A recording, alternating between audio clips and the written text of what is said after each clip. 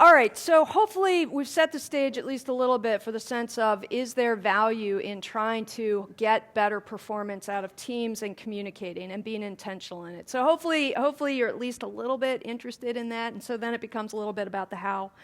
So before you can ever agree or say that you will use a certain way of communication, you do have to understand a little bit about how teams function. So we're going to go through a couple of things about that, and then sort of the fun will have at least a little bit of, I hope, entertainment about how design can influence what we do. I don't have a lot of short tips and tricks to say this is how you fix patient safety or quality. It's a little bit of a slog, a little bit of Sisyphus, but there are some things that at least if can inform your approach to how you might work on some errors or adverse events when they happen. So we'll go through some of that, but we really want to start out with trying to get the best out of your team. So I'd like you to think for just a minute about the idea that when you get in your car in the morning, everybody gets up, get ready, get in your car. You're all individuals, and you each have an individual goal that you need to achieve at the point that you get into that car. Once you get into it and you turn it on and you get on the highway, whether you know it or not, you're now part of a team. And the reason you're part of a team is because you all have some very simple understanding of the rules that you are supposed to engage in when you're on the road. So imagine if it was the opposite, that we all get in the car, we all have our individual goals, and everybody says, I just got to be me, and goes out and drives in their own way, in their own fashion. So imagine the chaos. So in fact, by having relatively simple rules of the road, rules of engagement, you can be a team with people you don't even know and haven't really met before, and you have a much greater likelihood of getting to where you want to be on time and safely. So out of great chaos, some very elegant and simple rules. And I want to be clear, this isn't simplifying, dumbing it down. These are thoughtful ways that you create rules, so out of that absolute chaos and complexity, elegant simplicity can make things safer. That's really what we're trying to do here, to say we know in a hospital environment we have individuals with their tasks, their goals, their needs coming together, sometimes by design. You may well know most of the members of your trauma team or your RRT team. But in many instances you come together with people you do not know, and imagine how things might go if instead we had a simple playbook by which we say we will interact and engage. And that's just kind of the idea here. So not hard. So let's start with leadership. Again, anybody here done formal leadership training? Okay, fair number. Did you get it in medical school or residency? Raise your hand if it was the training. So those that raised your hand, did you get it in residency or medical school? So generally not. It's fascinating. So again, I liked my classmates. They were lovely people, but make no mistake, they were my competition. So again, somehow out of all of that, over time, I'm supposed to be a great team member or a great leader. And yet, we each kind of rise through the ranks, and we have a sense that now we're leaders, and yet we may not even really know what it is. And out of that leadership sense, sometimes is that I need to have certainty. I need to have the answer, and I need to have control. And at its extremes, that can become a type of dictatorial leadership that is very invaluable for getting the best out of your team and team performance. So again, this isn't all about just sweetness and apple pie. It is, though, about saying that sometimes what we thought leadership was isn't really what it needs to be, certainly today in complex environments. So we probably could look at things a little bit differently when we approach this. So I have I'm not going to go into this in great detail, but I also would say it's not hard. Again, one of the best things I ever learned in the military as a second lieutenant was to say, I don't know. It was a gift. I was like, I'm just a second lieutenant. What do you want from me? I don't know. And that has been something that was still, somehow that was part of leadership training and officer indoctrination, was not always about certainty. And so again, it becomes, how do you then get the best out of your team? And I will tell you, some of this you learned in kindergarten. That number one, interpersonal skills, that's like be nice. So, just be nice. It's very helpful, gets a lot more out of your team than this kind of strict dictatorial silence, I'm in control, is not that helpful. And again, well studied by NASA. Inviting participation, please speak up.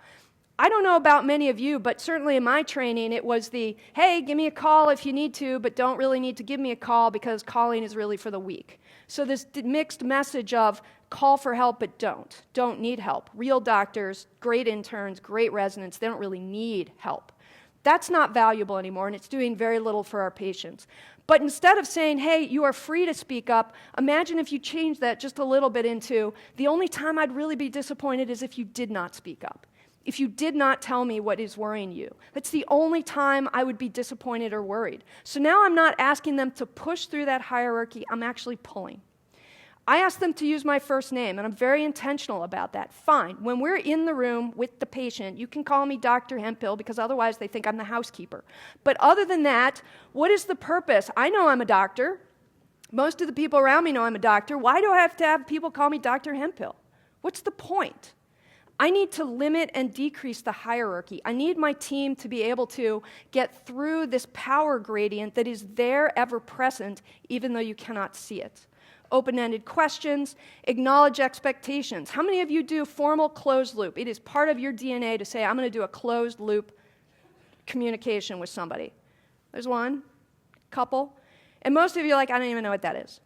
So let me tell you what it is. I say, I need 150 of sucks and 20 of etomidate, and somebody looks back at me and says, 150 of sucks, 20 of etomidate, how would you like it given? Because when I said that, I know what I meant. It's clear in my head what I meant and what I needed. But would you, if it's your patient's life on the line, would you want somebody to be sure? And then at the point that they're giving it, they actually say, 150 of sucks, 20 of etomidate, given IV. Now I can acknowledge perfect. Closed loop, succinct. This is not about noise. This is about knowledge in the head. Actions being taken in the head are now knowledge in the world. Very helpful to trap certain types of errors, because I was at a place where I yelled that out and I forgot I was at the hospital that actually keeps the med packs by the nurses. So I'm turning around to get everything ready to go, and all of a sudden out of the corner of my eye I'm like, what are you doing? And she's like, I'm giving the med you asked for. So again, I hadn't been clear. I had forgotten which hospital I was really at and the availability of those meds compared to the other hospital where they'd have to go out to Pyxis to get some of those meds.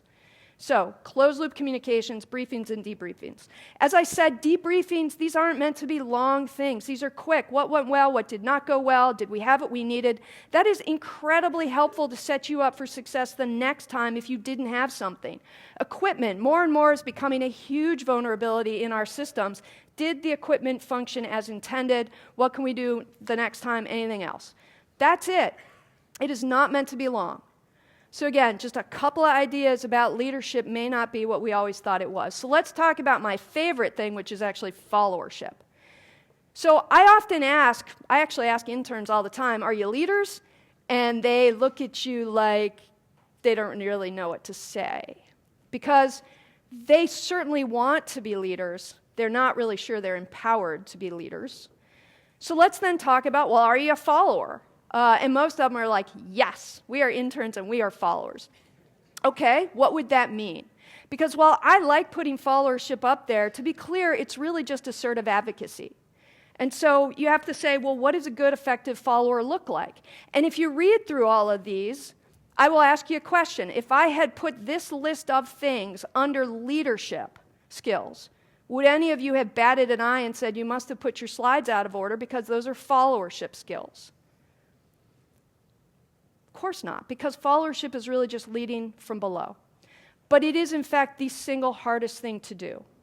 For all the reasons you know, there's the hierarchy, the power gradient, you speak up and somebody's offended, and then they're going to hold it against you, then they're mad, or you look stupid. I spoke up, but everybody thought I was an idiot because I said something that, everybody in the world knows. This is much, much harder than leadership. But good leaders understand that, and they want to make that what followership looks like. They pull that from people every day, and they help them do it successfully. Because in that milieu of a good functioning team and saying, this is who we are, this is our house, this is our culture, and this is how we will work as a team, these teams do really well. Really well. And again, Amy Edmondson's book, The Teaming, has a couple of really fascinating cases, and then you can, if you want, you can go back to the primary literature of places that had successful, minimally invasive cardiac surgery programs versus unsuccessful. And it had little to do with the experience of the surgeon or the teams and whether they'd done it before. It was entirely about how they approached this new problem. So that gives us a choice then about types of followers and how to identify them and then try to draw your team away from being the kind of follower that you say is not helpful. So please don't be sheep. Passive independent. We know that you're unhappy, but you're not going to tell us why. Then there's the one that's sort of the passive aggressive. Those people are good because they at least roll their eyes at me a little bit and I know they're pissed off, so I can try and inquire. The one that is literally dangerous is the active happy, like, hey, we're going to go cut off the wrong leg. Good job, boss. Not helpful. Many of these people do this. They don't always know that they're doing it, but in many instances, they just think they're being helpful. But there's often also something in there about there's something in it for them if they do whatever they're told to do. The one you want is that thing you say, your golf caddy, you can say, hey, you're just here to pull the clubs around. Or you would recognize that the caddies often know those greens much better than any golfer that's on them. And if you let them be an effective team member, you may do much better in your golf course. So we want active and engaged followers. But telling them, hey, just be active and engaged, it won't work. So you have to give them permission to speak up. But the problem is, and you all know this, there's so much noise in the hospital. There's so much noise in the emergency department. And worse than that, you don't know the skill set of the person around you who may be in a followership role. So if you're a pilot and a co-pilot, you as the pilot actually do know the competencies of a co-pilot. Very clearly, you know what they're supposed to have achieved to be sitting next to you. We don't know that about the people around us. So wouldn't it be helpful, maybe, if we gave people a very clear, succinct, and direct way to speak up to us so that we can figure out whether or not I need to hear what they are saying? So how would you do it? I'm going to change your life right now. Most of you guys do this all the time. You hint and hope. Hey, the grass is getting really tall out there. The example of the plane I started with at the beginning, you could hear the co-pilot saying, getting low on fuel. Somebody said 5,000 pounds. I have no idea what it is, but that was probably bad. Nothing happened, and they still could not move through the hierarchy to get the captain's attention. So this is hey, the garbage stinks. So why do we do that? Why do we hint and hope, even with our own family members, much less with people in the rest of the hierarchy? I know why I do it. It's because they're going to turn around and say to me, well, if you think the grass is tall, why don't you go cut the grass? So there's something in here that we want something different. So pay attention in your own lives when you do this, but most importantly, listen to when this is happening to you in your hospital. So a nurse will come up and say, the lady in room 8 wants to see you. And I'm like, this is the ER. They do all want to see me. So why do I need, again, what is it that they're trying to say to me in this moment that they would have said that? Why are they trying to draw your attention? And so the question is can we help them speak more clearly? It has to be concise. How many of you had somebody come up to you, anybody, pharmacist, nurse, a junior physician, and start this long soliloquy of why they're sorry to interrupt you and they don't really mean to do, they know you're really busy, and because they're trying to say, I apologize. This is, I apologize. I'm lower on the ranking system than you, so I need to apologize for interrupting. And I'm out. You've lost me already. I'm like, you're still talking. I don't know why. So again, it's very hard sometimes to hear through that. So it has to be very clear. But you have to, as a leader, give your team permission to do this. So no hinting and hoping. And I say this all the time. I'm like, was that a hint and hope? This is 3 W's. What I see, what I'm concerned about, what I want. Anybody here heard about cuss? Same thing. You'll use that sometimes in team steps. It's still, I'm concerned, safety issue, too close to hinting and hoping. I need you to very clearly say what I see, what you are concerned about, and here's the thing that will paralyze people, what I want. If you have not given your team permission to want something, I promise you they will not. They will never get to the what I want. But that's where all the money is, because that gives me the moment. This is a great tool because, and think about this in a learning environment. How often have you had an intern or a resident, they're telling you something and you really cannot, you're not sure whether they really have been able to see the patient, assess the condition, and provide a plan. Anybody had that problem? They're going on and on and on. So imagine if you could instead have an intern or a resident be able to say to you, here's what I see with the patient, this is what I'm concerned about, and this is what I want us to do. Now, it's in the world, it's quick, it's concise. I actually can analyze that decision in the moment and say, hey, thanks, I heard you. I don't think that's quite right, but I'll tell you later. Or, oh my God, thanks for saying that. I did not know that. And then again, I'll give you a gift. Thanks for speaking up. I don't know what's going on either. Anybody else got ideas? So again, this is the opportunity to help you give permission to people to send a signal that would make it easier for you to hear. Now, this is the first step of an algorithm that goes a little bit higher about if they still don't respond, but this is the hardest step. Everything after this is much, much, much easier. So, 57-year-old COPD, impending respiratory failure, you're trying to intubate them, it's not going that well, O2 stats are dropping during the third attempt. Now, I might be task-focused, so somebody says, 86%, didn't hear it. No response, still trying. Why does this happen to you? Because you're like, I'm so close. I'm just going to get it. It'll be one more second. You've lost situational awareness. Time is passing. You're not aware of the time. Things are changing, and you can't hear. You're not deaf. You're not actually a jerk. You can't hear.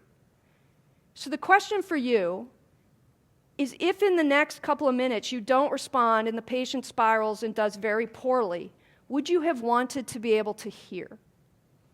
Because this is all this is.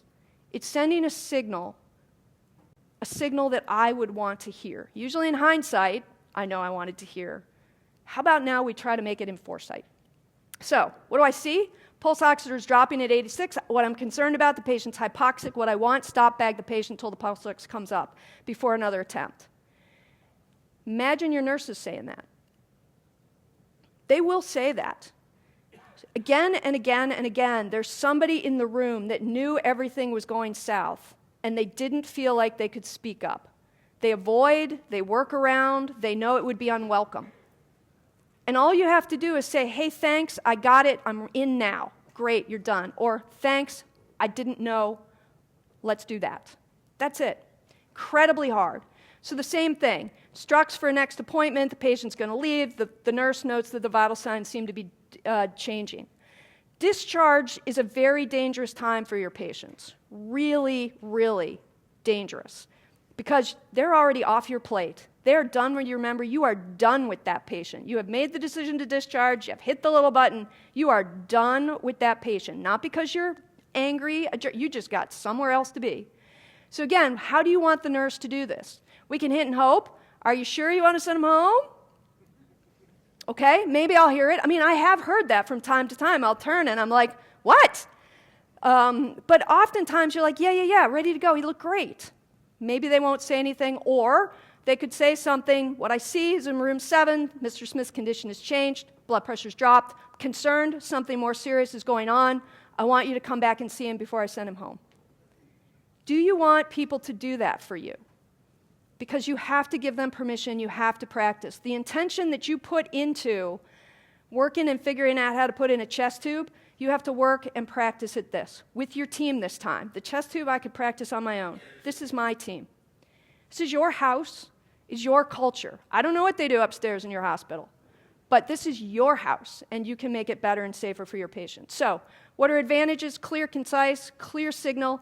It actually does allow you to understand when someone is able to see something, assess it, and interpret it for action. And it certainly clarifies whether the action that the sender feels, once I receive it, is that needed or not. You need to respond back to them.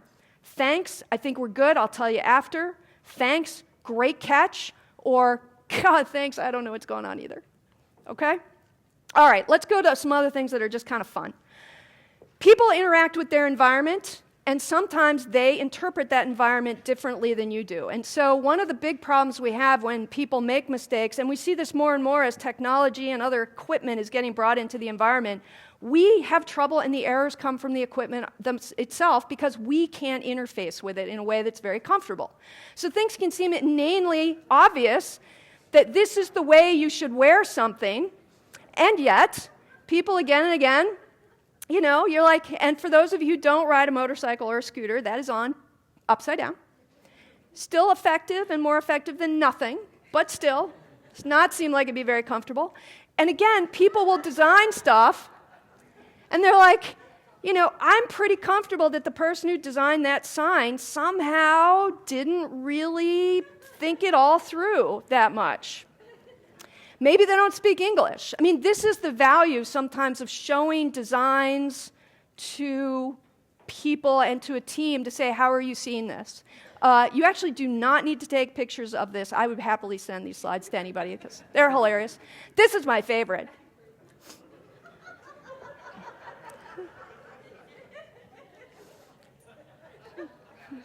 Tasty children. All right, the other problem you have is that sometimes literally people have, the way they see something is informed by an illusion, and there's really not a lot that you can do about it. So if I said, are those two squares the same color? And I know you're all looking, you're like, I know there's a trick here. I'm just asking you, what do you see? And this assumes, of course, that nobody in this room is colorblind, which, by the way, we do a lot of things by color, and yet people are colorblind. Are they the same? Okay? So generally everybody's like, yes, it's because you know, which is cheating. It's always about what do you see? Because here's the thing. If I asked you to push and only push the dark kind of whatever color you call that button, of course you'd be like, all right, well, I'm going to push it. But you'd be like, you need to push all the buttons that have that color. And so it really doesn't matter what you think is going on here. You would react over time to what you see. And so when I remove this, you see that it is an optical illusion based on shading and the colors around. Those are very much the same color. And yet we set people up all the time to do this. Doors are my favorite thing in the world. I walk through places saying, this is a door that is poorly designed. How hard is it to design a door? Any door that has push or pull on it is a failed door, because you should not have to put push or pull. It should be intuitive. If you look at the door in the back of the room, you would not do the wrong thing with that door. Everybody will push on that door. It doesn't need to say push. It is intuitively designed to help you make the right decision. The problem with doors that are push-pull is that you'll be like, oh, it's that door again. It looks like a push, but it's a pull. And you'll remember it, and then you'll get distracted, and then you will run up to that door, usually with something in your hand, and you'll do the wrong thing. And again, then you'll drop what is in the hand. It's very irritating because it's just a door. This is all funny until you realize that this is what we design into our systems all the time. And then we blame somebody for pulling it out and using the wrong thing, because those look exactly alike. So what are you going to do? First of all, I'm going to tell you it's hard. It is really hard, because many of the things that you see, they actually were designed by engineers, and engineers are very smart people. But on the other hand, sometimes engineers become the equivalent of super users. Things make sense to them, but they won't make sense to other users. So in part, design, and when you're thinking of redoing something, you need a couple of different people to help you look at it and say, how would you interpret this design? So these are beautifully designed things. That key at the top is just, you ever fumble at your key trying to get it into the thing?